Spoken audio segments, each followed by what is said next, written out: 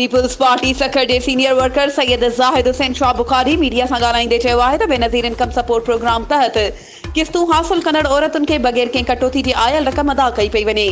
जिन औरतुनि जा नाला शामिल न आहिनि उन्हनि जा फॉर्म भरे मोकिले रहिया आहियूं ऐं जिन औरतुनि खे बेसला मिलण में रुकावट आहे उन्हनि जे मसइले खे बेहल करायो पियो वञे। जिन औरतुनि जूं किस्तूं रहियल हुयूं उन्हनि खे किस्तूं ॾियारियूं वयूं आहिनि। असांजे सेंट्रल लेबर कॉलोनी ऑफिस ॿाहिरां औरतुनि जी वॾी कतार लॻल आहे। हर हिकु औरत जंहिंजा पैसा आयल आहिनि उन्हनि खे इज़त सां अदायगी थी रही आहे।